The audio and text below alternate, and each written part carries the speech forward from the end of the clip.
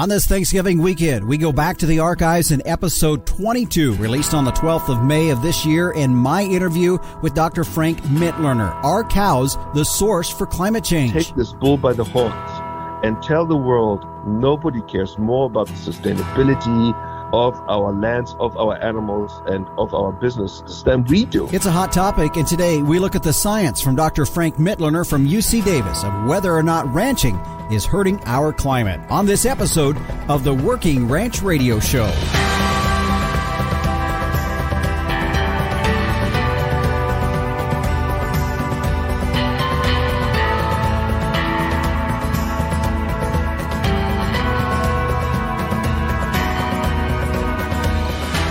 It's the Working Ranch Radio Show. I'm your host, Justin Mills, and we welcome you here on this Thanksgiving weekend. This is episode 49, and if you're joining us on Rural Radio, Channel 147, Sirius XM, we thank you for tuning in right here every Saturday and Sunday at 12 noon Eastern. And for those of you that like to download and listen through the podcast, well, thanks for doing it that way as well. And if you've never done it that way, well, it's pretty easy. If you just find pretty much any podcast provider out there and search under Working Ranch Radio Show, you will find us. And like I said, today's episode is episode 49. Well, before we get into what we're going to be talking about on our program today, I wanted to share with you something. This was a post that actually Annie Allen Larson, who is the commercial advertising rep for Working Ranch Magazine, shared with me a post. Actually, it was a post from a mutual friend of ours on Facebook, Toby Abel, that ranches up in, kind of in the Hysham Forsyth area, if I remember right, in that area. He was on my horse sale committee when I was the general manager and CEO for the Nile Stock Show.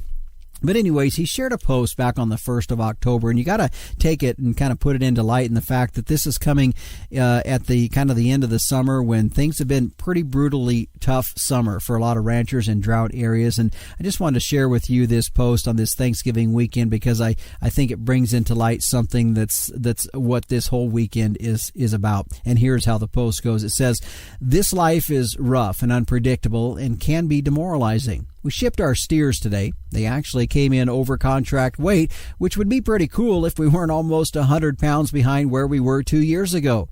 Cows pregged about like we expected. Young ones and old ones didn't breed great. This isn't a sob story, though. We had a great group of friends and neighbors helping today. My kids worked all day like adults. My wife picked up the slack like she always does. My mom made a great meal, and we all enjoyed a great visit and maybe a drink or two. We can keep the bankers at bay another year and keep enjoying this life that despite all the hardships, we are so blessed to live. Green grass, heavy calves, and good breed up are fantastic, but the people we surround ourselves with, you can't put a value on that." A post by Toby Abel, a friend of mine on Facebook. Appreciate those thoughts, Toby, and I'll tell you what, I don't need to say any more than what your words said, and appreciate that post. Well, as we turn now towards our program today, as I said at the top of the program, we're going to be going back to the archives and pulling up an interview that I had with Dr. Frank Mitloehner out of UC Davis as he talks on Are Cows the Source for Climate Change? You know, it's a hot topic, and there's some information in here that I think is very relevant no matter when you hear it, and it will be very useful for those of us in livestock agriculture that always seem like we kind of come in the crosshairs when they start talking about climate change. It seems like agriculture is the easy target, and you're going to hear some things today that actually are contrary to maybe what we hear on the media out there just in general. Also, the Captain Tim O'Byrne will be by with this week's edition of Tim's 2 Cents, and meteorologist Don Day will join us in our very last segment as we try to determine what does the month of December hold for us in terms of weather. Right now, a big thank you to our sponsors of the Working Ranch Radio Show, the American Simmental Association, Profit Through Science. Find out more at simmental.org. Biozyme, keep them on your program with ours. Gain Smart by Biozyme. Performance Beef, find Performance Beef online to learn more and request a demo. And Hargrove Ranch Insurance, providing pasture, range, and forage insurance to ranchers across the nation. Give them a call at 325-573-8975. Now it's time to check in with the Captain, Tim O'Byrne, publisher and editor of Working Ranch Magazine, for this week's edition of Tim's 2 Cents. Hey, Justin. Hey, everybody out there in Working Ranch Radio Land. Hope you're having a great Thanksgiving weekend with your families. I know we got a lot to be thankful for here in the United States, one of the things I'm most grateful for is you folks out there every single day taking care of the livestock and the crops and making sure that the grocery store shelves are stocked. And that goes for you good truckers out there as well. We need you, and we appreciate you a lot. Now, go to our Facebook page, Working Ranch Mag. Washington State Department of Agriculture, I did a share there. If your farm or livestock operation has been damaged by the recent flooding, now folks, the Pacific Northwest is having a big wreck up there right now. All the roads are out, all the major highways, all the railroad tracks and bridges, everything's gone because of that big atmospheric river that occurred here in the last week. Now, Don Day and Justin, I want you guys to maybe drill down into that atmospheric river thing. That's something new we haven't heard of before, and it was a pretty bad deal. So they're saying be sure to track and document any losses you've suffered. Some federal relief programs may be able to help through the USDA Farm Services Agency. FSA has offices statewide, and that goes for, there's also help available for our neighbors up there in British Columbia who are hit really hard. Check out the resources up there. I've always been, Justin, always been a great fan of tapping into those federal resources that are available. They're for you guys, and that money is right there, and there's nothing wrong with going to get some of it. It belongs to you. Go get you some. This is Tim O'Byrne, and this is my 2 cents. Hoping you had a great Thanksgiving. All right. Well, thanks, Captain. And speaking of the Captain, he and I and everyone with Working Ranch Magazine, Working Ranch Radio Show will be down in Las Vegas here just coming up shortly. Working Ranch Expo is going to be held December 8th, 9th, and 10th in Las Vegas during the National Finals Rodeo. And I'm going to be there, as we've been talking about. The Captain will be there as well. And we have a good list of speakers as well. In fact, I'll tell you what, go to workingranchexpo.com. You will find the list there of all of our speakers that we're going to have. A good trade show there as well. Be sure to stop by the Beringer Ingelheim booth of 241 that will be there. Meet Dr. Joe Gillespie. Also, Lamar Steiger, who I have had on our program here when we talked about the Walmart beef supply chain. He will be there also as a speaker there as well. So just a lot of activities, a lot of things going on during this first inaugural Working Ranch Expo, December 8th, 9th, and 10th in Las Vegas. We look forward to seeing you there for that. By the way, be there first every morning, because I hear tell they're going to be giving away something to the first of the folks that come in each of those 3 days. So if you want to find out what that is, well, just meet us there in Las Vegas and you'll find out. Well, stay with us. Coming up next, we have our interview with Dr. Frank Mitloehner on Are Cows the Source for Climate Change? You're going to find out what all that means when we come back on the Working Ranch Radio Show here on Rural Radio, Channel 147, Sirius XM. Cattle producers, here's a way to put more dollars in your pocket. Put the Amifirm Advantage found in Gain Smart Mineral to work in your cow herd. Amifirm is the industry leader at increasing fiber digestion. In fact, research shows putting Amifirm to work increases forage utilization by 10%, reducing overall forage costs and allowing you to graze more animals per acre. That's a big-time return on your investment. To find which Gain Smart Mineral formula is right for your herd, visit gainsmart.com.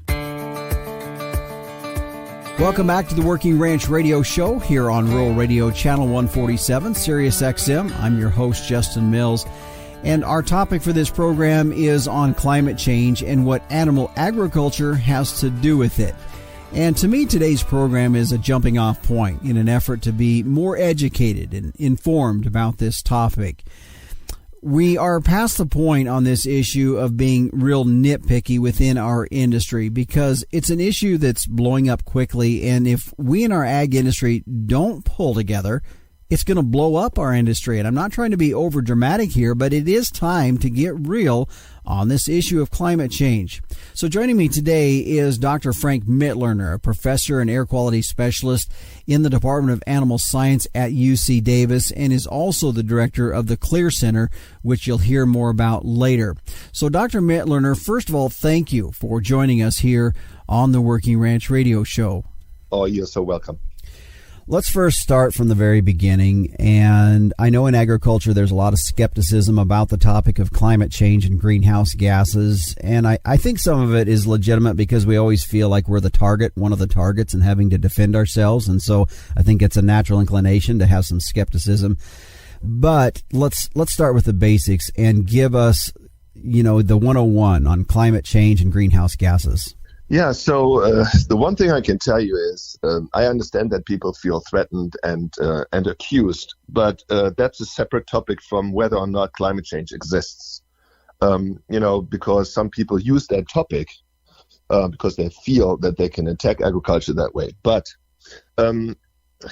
with respect to climate change itself, does it exist? And my answer is a clear yes, it does. And in agriculture, we feel its effects. But let me first explain what this is and why we're even talking about this. So imagine the sun radiating down solar beams to the earth. Okay, so when you stand out in the sunlight, you feel the warmth on your skin. That's solar radiation coming from the sun onto the surface of the earth. Normally, that solar radiation would be reflected back into space if there weren't these so-called greenhouse gases. These are gases such as carbon dioxide, methane, nitrous oxide. These gases, they pretty much form a blanket over our atmosphere. And that blanket traps the heat from the sun and keeps it in our atmosphere, which is really important. Without these greenhouse gases, life on Earth would be way too cool. So we need greenhouse gases. But the problem is we now have too many of them. And because human activity, particularly the use of fossil fuel, is producing a lot, particularly of CO2, of carbon dioxide. That stuff builds up in the atmosphere, and it traps the heat from the solar radiation. And the more of these gases we put in the air, the more heat we trap, and that leads to global warming. And that's where the problem lies. Now, most climate scientists will tell you, by far the most important source of human activity causing climate change is the use of fossil fuels, oil, coal, and gas. But then there are people, generally those who always had a beef with livestock, in the past more related to animal welfare and animal rights and so on. They have changed their stripes, and now they say, oh, no, it's all about climate, and livestock is pushing the climate to go up, and hence we need to reduce production and consumption of animal source foods. So to expand a little more on what you just said about those people that have always had a beef with livestock now changing their stripes and focusing on climate, that really, for them, has become quite a successful leveraging tool in their argument against animal agriculture. Oh, absolutely. I have no doubt about that. And in particular, they use methane, one of the greenhouse gases, which is a potent greenhouse gas and which is emitted by livestock, particularly by cattle. But they don't understand the nuances around it. And I hope during this interview we can talk a little bit about methane, because that's a very important narrative. It seems like the focus, especially in light of what some of the influencers in our society, those being elected and non-elected, have expressed, and then is being amplified through social media and even mainstream media here in the United States and globally, they've really been targeting animal agriculture as being a major source of greenhouse gases. So what do the numbers say about animal agriculture's effect on our climate? Well, you first have to ask globally or in the United States, or even regionally within the United States. So that's the first question, okay? Because the critics of animal agriculture always cite a global number. Because the global number is higher than the U.S. number, and they use that so that U.S. livestock and ag gets a bad rap. Mm-hmm. That's why they use global numbers. In the United States, the EPA is keeping tabs on greenhouse gases, and they are, of course, producing U.S. numbers. So first of all, what is animal agriculture's impact on climate globally? Globally, it's around 14.5%. So that's 14.5% globally. That number is high because in most developing countries, they don't really have a significant transportation system and power production and all these things that are large emission sources, but they have a lot of livestock there. And so in countries like Ethiopia or Paraguay or so, they have way more livestock than people.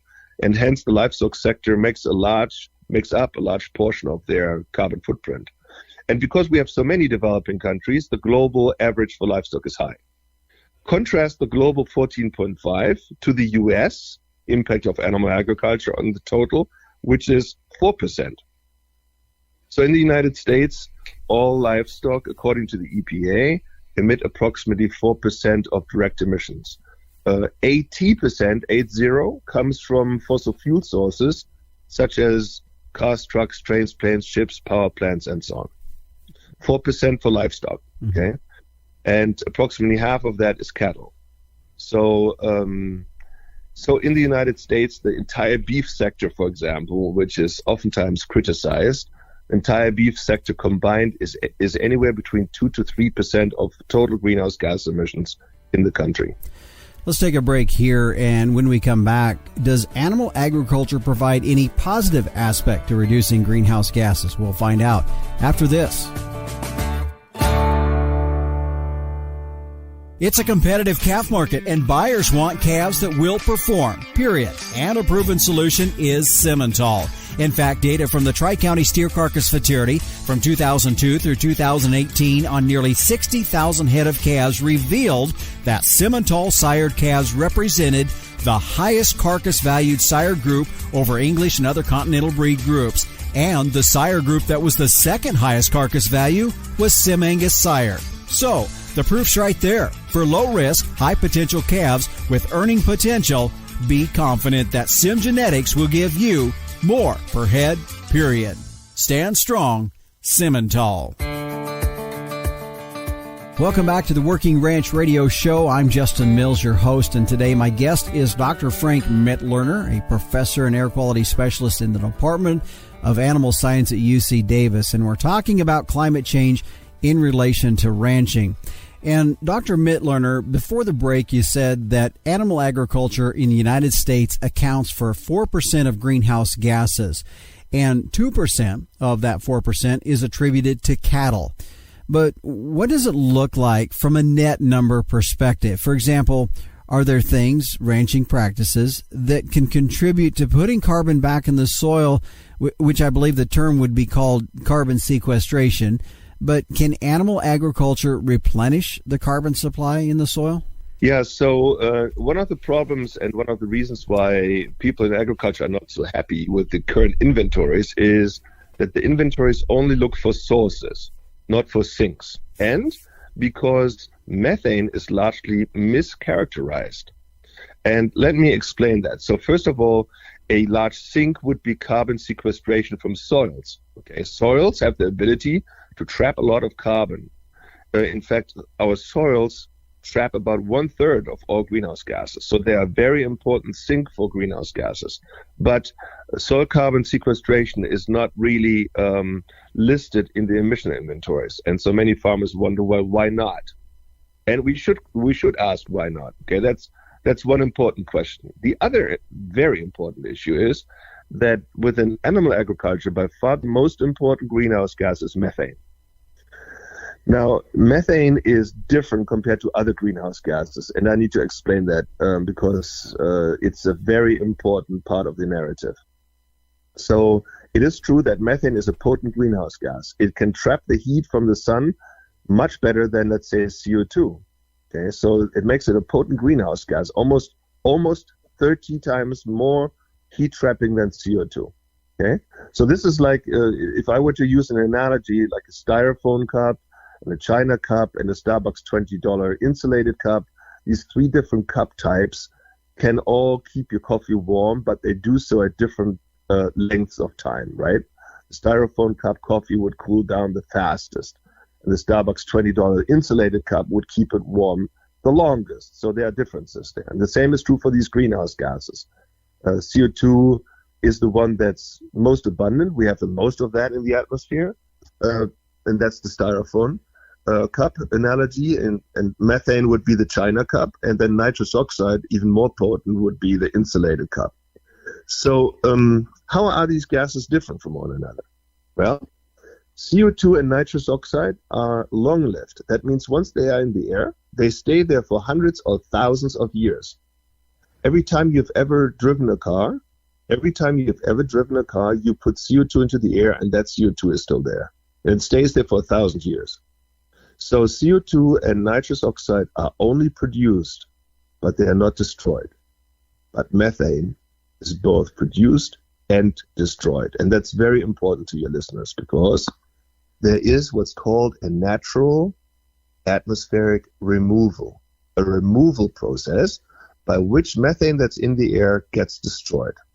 Okay? An atmospheric removal process by which methane gets destroyed. And that destruction rate of methane is almost identical with the production of methane. But currently, this atmospheric removal, this destruction process, is not accounted for. It's not accounted for. Now, think about that. This is like, let me give you another analogy, okay? So what's the difference between CO2 and methane, carbon dioxide and methane? Well, imagine a bathtub. And this first bathtub, that's the analogy for CO2, is a bathtub where you have a faucet but no drain. You have a faucet but no drain. Every time you open the faucet, water is added to the bathtub and the levels rise. And that's what happens when you burn fossil fuel. Every time we burn fossil fuel, we produce new CO2 and add it to the existing stock. And that is what's driving the climate. Now, how does our methane analogy look like? So this is a bathtub that has both a faucet and it has a drain. And that drain is the atmospheric removal of methane. So now you have a faucet and you have a drain. If you have constant cattle herds, then that's like turning on your faucet, but you have an open drain. And that means at the same rate you add water, you subtract water through the drain. That's what happens with methane if you have constant cattle herds, okay? Constant livestock herds, which we do in the United States. If you increase methane, then that's a problem, because then you crank that faucet up all the way and then you add water to the bathtub, because more is added than subtracted. But here's something important. If you manage to reduce methane, for example, through mitigation, through feed additives or manure digesters or so, then you add less water to that bathtub than you subtract. And that means now the levels go down. And that is what we have been doing in states like California at a very rapid rate. Mm-hmm. And that means we have agriculture as a potential solution provider to our climate issue. What's interesting to me is after I listen to your explanation right there, I'm puzzled in what I'm going to call, and I'm not a scientist and I'm not going to claim to be, but what I would consider to be bad science that continues to pursue the removal of agriculture in our country. You know, in the past, the units that are currently used to quantify methane, they were okay. They were all right because methane levels went up. And when methane goes up, then the unit that had been used in the past to characterize methane works. But that same unit does not work when you have constant sources of methane or decreasing sources of methane. Then that unit doesn't work at all because it does not take care, it does not take into consideration that atmospheric removal of this gas. This is like you going to your bank and saying, you know, I don't believe in budgets anymore. I only want you to consider my income and not my expenses. You know, the banker would show you the door very quickly. And that's what's happening here. We are currently in a situation where agriculture, for example, is only assigned the liability, but not the asset. Okay, and that's just not fair. It's not right, and it needs to change. Mm-hmm. We're going to continue our conversation with Dr. Frank Mitloehner after the break. And when we come back, we'll talk about what agriculture has done, or rather not done, to allow this issue to snowball into a very large issue that now has begun to dominate our society's view on our industry.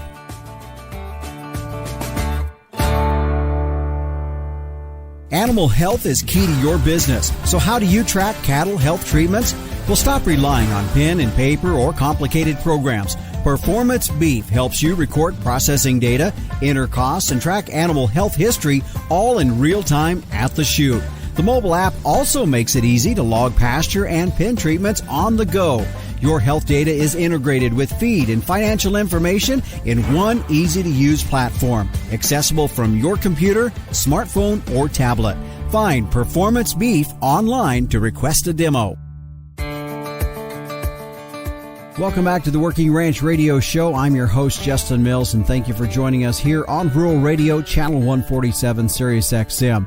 As I'm joined by Dr. Frank Mitloehner, a professor at the Department of Animal Science at UC Davis, and we're going to head now into this conversation of climate change down a road that I think we need to go, and that is for the ag industry, for us as ranchers, to take some responsibility as an industry of what we could do better. So, Dr. Mitloehner, what has agriculture done, or rather not done, that's allowed for this negative narrative to be propagated against our industry?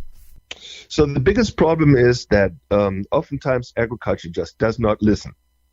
Okay, and I'm really critical on this because if and when there are major societal movements and almost trends, when people 10 years ago, all of a sudden, everybody was concerned about animal welfare and animal housing and how we treat animals and so on. When that happens, then agriculture needs to be at the forefront, explaining what they do and how they do it and that they care and how they care and so on. And not look the other way and say, come on, leave us alone, we know what we're doing. That's no longer cutting it. The same is true for the climate discussion right now, where many people in agriculture say, you know what, I don't believe in climate change. I have news for you. If society cares about climate change the way they do, then this topic will become your topic because these are your customers, these are your clients. And if they want to reduce their carbon footprint, and some extremists, some activists tell them eating is the best way to do it, then they will ask questions. Okay? That's just the way it is. So in my opinion, the first and most important thing is you have to listen. You have to understand that your industry does have a contribution to climate change. Some of it is negative, some of it is positive. Your industry has quantified the impacts. We know what the impacts are. We have quantified it. We have put it in the peer literature. And we have made pledges to further reduce the impacts. And we are way ahead of the curve with respect to, in comparison to other sectors of society. But we need to stop looking the other way or sticking our head in the sand and take this bull by the horns and tell the world nobody cares more about the sustainability of our lands, of our animals, and of our businesses than we do. Nobody cares more about that than we do. Don't leave the discussion to some activists, but it's your discussion, it's your legacy. And if you don't like the term sustainability, I have news for you.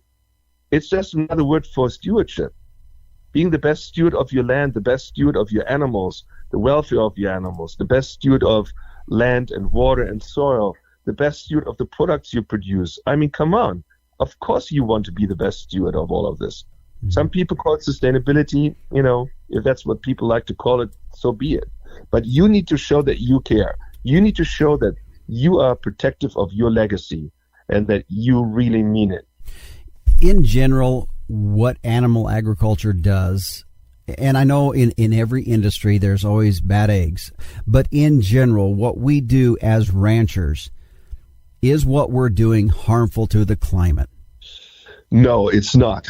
Absolutely not. So if you want to stay with ranchers, in particular, here I can tell you that we have about 750,000 ranches in the United States. And we have about 1,400 feedlots in the United States. The 750,000 ranches we have, on average, have 50 mama cows. And the sector is very stable altogether. The amount of methane that your animals produce, for example, equals the amount of methane that's destroyed through a process called oxidation. Okay, that's that atmospheric removal that I talked about earlier. If you have cattle and you run them on your ranch, then what will happen is that the methane they belch out and the methane that's produced from the manure will be in the atmosphere. It will be there for about 10 years and then it will be gone. Okay, the carbon in that methane originates in atmospheric CO2. Atmospheric CO2, the CO2 that's in the atmosphere, in the air. That CO2 goes into the plants during photosynthesis. So, for example, the grasses that you have on your ranch. And so the grasses take on CO2 from the air. and they make that CO2 carbon into carbohydrates like cellulose or starch. Then the animals eat that plant material, and with it the carbon that's contained in the carbohydrates. And then they convert some of that into methane. And that methane stays in the air for 10 years, and then it's broken back down into CO2.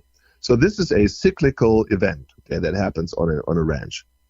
In addition to what I just said, the so-called biogenic carbon cycle, which recycles carbon, in addition to that, cattle do something really important to our soils, which is most ranches are on what's called marginal land. That land cannot be used to grow crops, by and large. Not everywhere, but in most cases.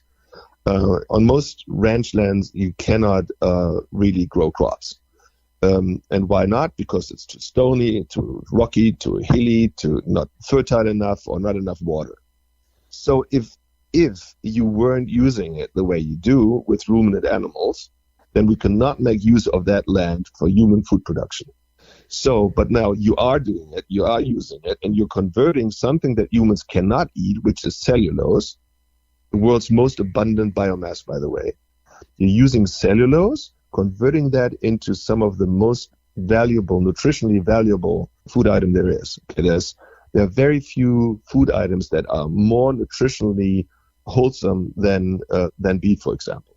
So, and the other thing you do is your cattle, of course, graze, and then they defecate and urinate, and these excreta will add nutrients to a marginal soil.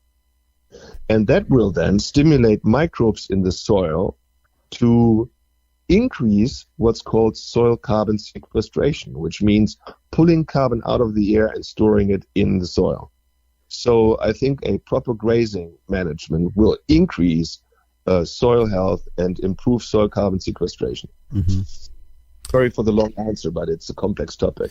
No, and I think I think it coincides with some other topics that we've had here on our show, and that is initiating and having grazing practices on your ranch. So I think it goes hand in hand with what we've talked about previously. I don't want to get too far into the weeds here, but I do know that we have ranchers that also have some element of farming in their operations as well. And can we touch on that? I know might be another big subject, but can we kind of briefly talk about what can farming do to help their story? So crop farmers, they can definitely be part of a solution, but they can also be part of a problem. So in addition to methane, there's also nitrous oxide, which is a very potent greenhouse gas. And also, not just is it potent, meaning it can trap a lot of heat, but it's also long-lived. It stays in the atmosphere for well over 100 years. So that gas is generally produced when you put nitrogen fertilizer into the ground. Whether that's chemical fertilizer or animal manure, nitrous oxide can be produced. And we don't want that. We want to limit that. That's one way where crop agriculture can hurt the climate by releasing nitrous oxide. Mm-hmm. But by applying nitrogen at times that plants actually need it, that you have plants on the land, as opposed to applying something before plants are on the land. When you don't apply fertilizer at agronomic rates, when you don't do it at agronomic rates, then you can get nitrogen losses like ammonia or nitrous oxide. If you do it well, if you apply fertilizers at the right time, at the right amount, then you minimize these unwanted nutrient losses. There's one more thing that's important, and that is on the carbon side. I already told you that soils are our best friend when it comes to carbon capture. About 1/3 of all human-caused greenhouse gases are captured and really locked away in soils. But this carbon capture, only works if you don't disrupt the soil. If you till the soil, then all the carbon that was stored in the soil will come back out. So if you use low-till or no-till practices, then you will maximize the amount of carbon stored in the ground, and you will keep it there.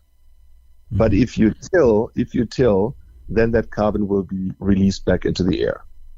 So tillage and the kind of tillage system is really determining whether or not your farm will be part of a solution. namely by storing carbon in the ground, or whether you will release that carbon that you previously sequestered. Mm-hmm. We're going to take a break here, and when we come back, we're going to go on the offense and what that would look like as we tell our story about the benefits of animal agriculture to our climate. We'll be back after this. Coming to the Las Vegas Convention Center, December 8th, 9th, and 10th, it's the Working Ranch Expo, brought to you by Working Ranch Magazine. It's thousands of feet of space filled with the ranch industry's leading equipment manufacturers and suppliers, plus great speakers that will inspire and educate you. And we're in the hall just across from Cowboy Christmas. Register to attend at WorkingRanchExpo.com. It's Working Ranch Expo by day, NFR by night. We'll see you at the Expo. Welcome back to the Working Ranch Radio Show. I'm Justin Mills, and my guest is Dr. Frank Mitloehner, a professor and air quality specialist in the Department of Animal Science at UC Davis. Climate change in relation to ranching is our focus today. And Dr. Mitloehner, before we had started our interview, you shared with me about a recent interview that you had done with a YouTube channel called What I've Learned. And I went and looked them up, and they have over 1.7 million subscribers. But the title of the episode where they interviewed you was Eating Less Meat Won't Save the Planet, Here's Why. But this 24-minute video, it's just one of the forums that can be used to tell our story along with social media. Yeah, so I would love it if your listeners could watch that video and share it, and also become more active on social media, because that's where particularly the younger generation gets their information, and they are seeking information from people who actually are the real deal. They want to talk to farmers. They want to hear from farmers, from ranchers, how things are operated in the real world. We need to have people, authentic people out there sharing information with an interested public. And please don't be shy on Twitter and so on, but engage. Look, I'm a professor at UC Davis. I don't have to be on Twitter. In fact, when I first asked why I'm not on Twitter, I thought, gosh, that's just stupid. What can I say in 280 characters that's meaningful? But you know what? I was silly for having waited so long, because now I have anywhere between 1 to 3 million impressions a month, meaning that many people who check on my Twitter handle and see what I have to say, and that's a huge impact to have. Mm-hmm. By the way, GHG Guru is my handle for those who are interested in Twitter, and I hope that's many of you.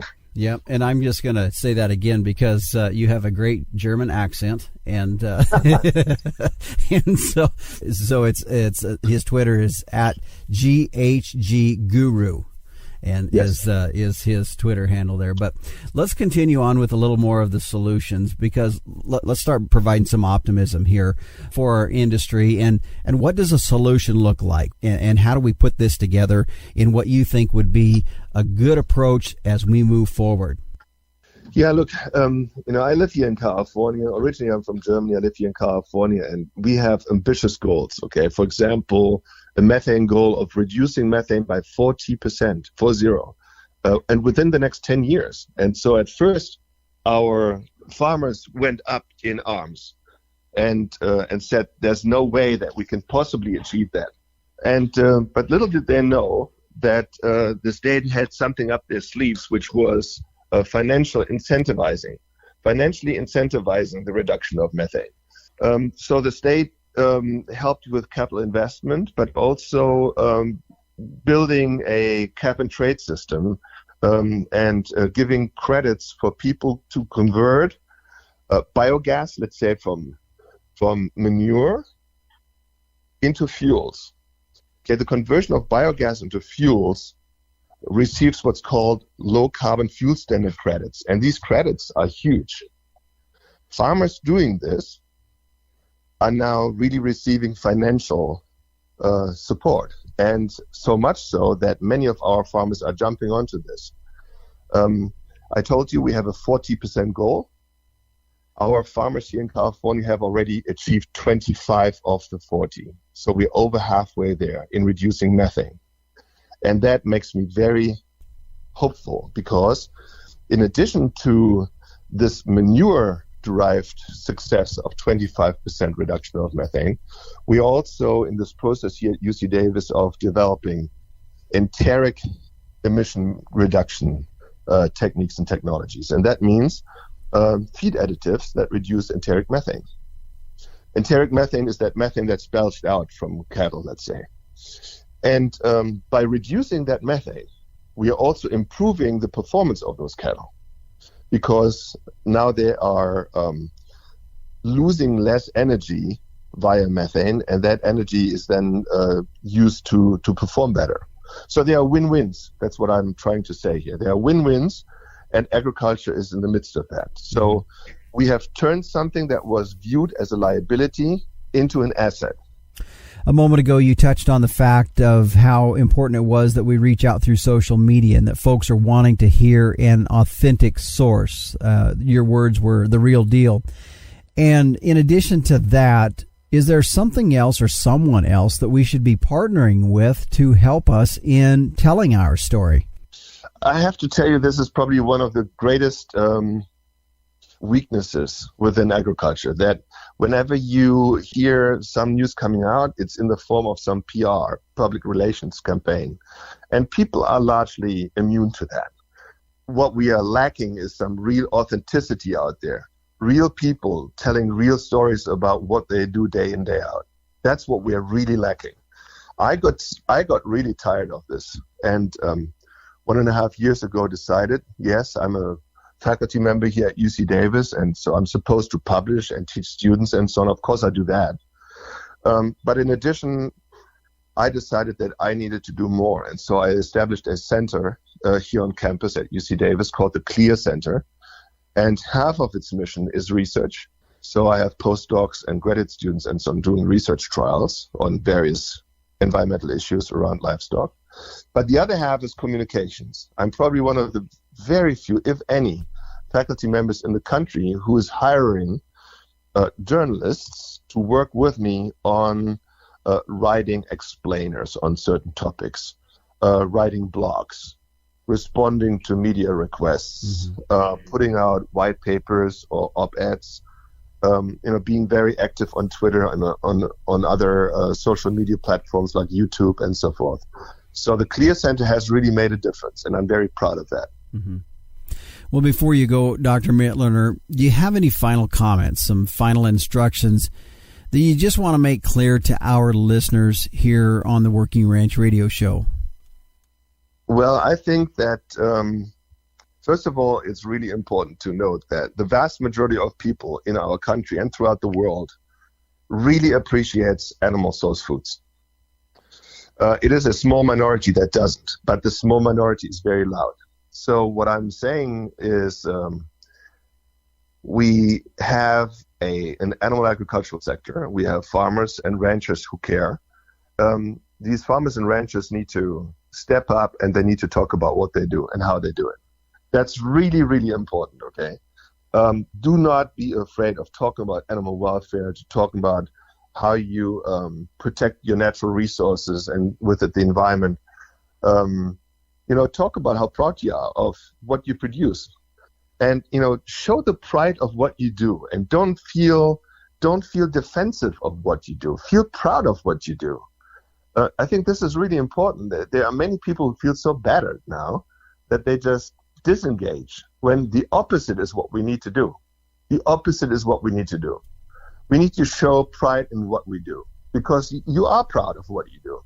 But you have to communicate that with an interested public. The problem right now is that everybody who doesn't like you is out there tooting, okay? Is out there with a megaphone, okay? Being really, really loud and obnoxious. And who is missing on the scene are people like you. Mm-hmm. The public wants to hear from farmers and ranchers about how they produce the food. Those farmers and ranchers are not there. The few that are there are extremely effective. I gave a talk not too long ago, and after the talk, a guy came to me to shake my hand. And he introduced himself to me, and I said, well, I remember reading your name. Aren't you on Twitter? And he said, yes. And he told me what his Twitter handle is. And then I said, gosh, yeah, I know exactly who you are. You have something like 40,000 followers. He said, yes, I do. And I said, well, how do you do that? That's amazing. That's really rare. And he said, one word, authenticity. And I said, well, I know what authenticity is, but what do you mean with that? And he said, I tell my story as a farmer the way it is. I don't give them some PR, but I tell them the way it is. I tell them how I care day in, day out for my animals, and I just have them partake in my life. And I asked him, so can you give me an example? He said, absolutely. He said, the other day, my father and I were called by a herdsman. He's a dairyman, to come out because there was a cow with dystocia, difficulty giving birth. And so we went out at 9 o'clock in the evening, and we tried to help that cow giving birth. And she just couldn't do it. And so we went in and tried to turn the calf around to get it out, and we just couldn't do it. At the end, we had to pull her out, and the calf was dead. And in the process, something went wrong with the cow, and the mother cow died as well. So we spent 8 hours, pretty much all night, trying to help that cow. And I was totally frustrated. My father was totally frustrated, he said. And then the next day I sat down and I wrote this up. And I shared it on Twitter. First a tweet and then a little blog with that, explained what happened. And he said within a day I had several hundred thousand people checking this out, and so many people telling him, well, thank you so much for sharing, and that must have been heartbreaking and gut-wrenching, and sorry you had to go through that, and thank you for sharing. People appreciate that level of authenticity in ways that you cannot even imagine. We always think we need to tell a good story. Mm-hmm. No, we don't need to tell a good story. We need to tell a story. Because people understand there's no business out there that's just a good story. They want to hear an authentic story of you caring. And the people who do are very successful, and they make an impact. Well, Dr. Mitloehner, I do want to thank you for joining us here on the Working Ranch Radio Show. You are so welcome. I wish all of you good luck, and I think you do have a great story to tell, and you need to be proud of telling it. And don't wait for people like me to do it for you. I can help you. People like I can help you, but you have to be active as well. We can only win this together. Dr. Frank Mitloehner, professor at UC Davis, has been my guest on our episode today. And earlier, he had mentioned the Clear Center at UC Davis as a resource for our industry to use as we work to tell our story. And if you're interested in finding more about the Clear Research Center, their website is www.clear.ucdavis.edu. Again, that website is clear.ucdavis.edu. Now, we also talked about a YouTube video, and if you want to find that one, you can just search in your YouTube the title, Eating Less Meat Won't Save the Planet, Here's Why, and that should take you to the video that is actually very informative. Well, keep it right here. When we come back, meteorologist Don Day joins us with a look at our long-term weather. Ranching has been in the Hargrove family for generations, and they know the value of keeping a ranch in the family. Hargrove Ranch Insurance provides pasture, range, and forage insurance to ranchers across the nation. PRF Insurance is a USDA subsidized program that allows ranchers to insure against the risk of below-average rainfall. Hargrove Ranch Insurance utilizes industry-leading custom software to provide the rancher with information they need to stay up to date and educated on their policy throughout the year. Hargrove Ranch Insurance supports ranchers for this generation, the next, and those yet to come. Contact Hargrove Ranch Insurance at 325-573-8975 for a free custom quote, or online at hargroveinsurance.com. Welcome back to the Working Ranch Radio Show. I'm Justin Mills as we turn now towards our long-term weather. Meteorologist Don Day joining us. And Don, let's jump right into it as the captain was talking about the Pacific Northwest and why they just have been lambasted by wet weather that's been extremely destructive. And you've mentioned earlier to me that they still look like they're kind of in the area of maybe continuing to see some more wet weather, but also we see now some pretty significant cold weather blanketing across the country as well.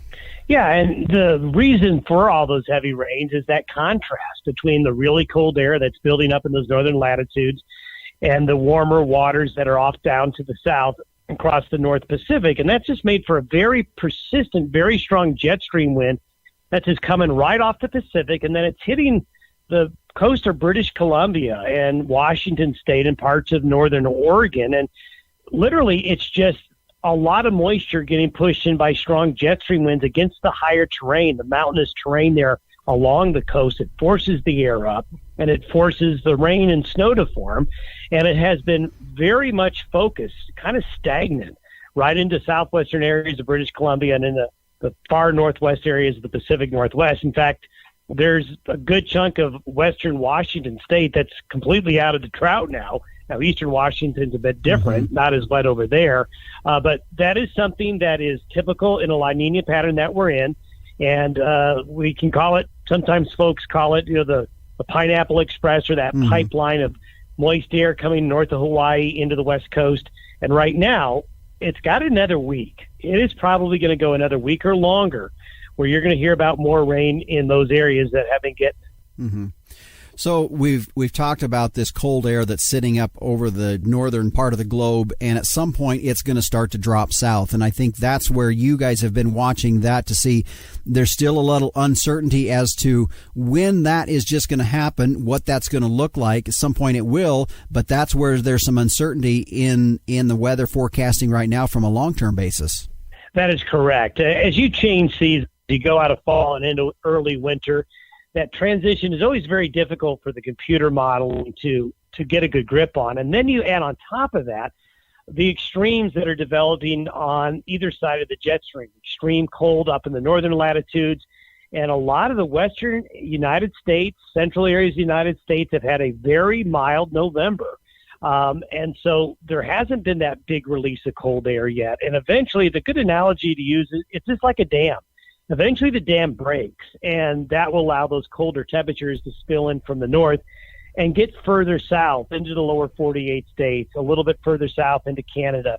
And we see that at least for another probably to 7-10 days, the dam holds. After that, the dam's going to start to either get some leaks and leak a little bit of cold air in, or you'll get a bigger break and it will spill south into the region. And so folks need to be prepared for a change in the weather as we get into the month of December. But as you aptly pointed out, the details on the correct dates and when exactly this will transpire is still something we've got to figure out. Meteorologist Don Day with a look at our long-term weather on our program here today. That's going to be all we have for our program. We thank you for joining us right here on Saturday and Sunday at 12 noon Eastern on Rural Radio, Channel 147, Sirius XM, or on your podcast provider. Now, if you'd like to get a hold of me, please send me an email at justin.workingranch@gmail.com.